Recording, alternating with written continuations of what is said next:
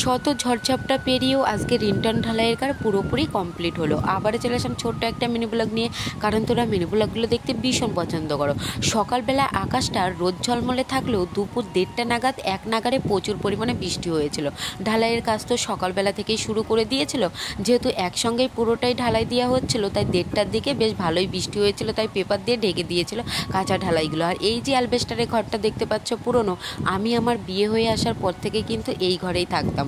তো আমার নিজেদের আত্মীয়রাই আমার শ্বশুরবাড়ির সম্পর্কে ভীষণ খারাপ কথা বলেছে, মানে আমার শ্বশুরবাড়ির মধ্যেই লোকজনরা।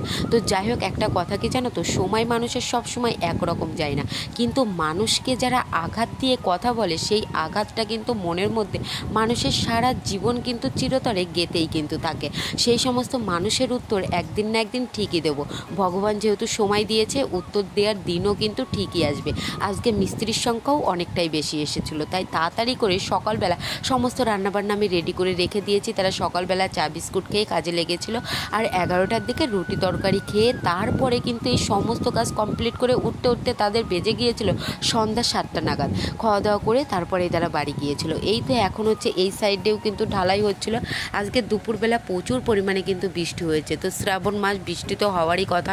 আর রোদ্দুরে মানে 2 দিন রোদ্দুর হয়েছিল, তারপরে যে এরকম বৃষ্টি হবে আমরা কিন্তু ভাবিনি। ঈশ্বর আমাকে যতটুকু দিচ্ছেন এতেই আমি সন্তুষ্ট, তাতেই আমি ঈশ্বরের কাছে অসংখ্য অসংখ্য কৃতজ্ঞতা বোধ করছি। আপনারা সকলেই পাশে থাকুন।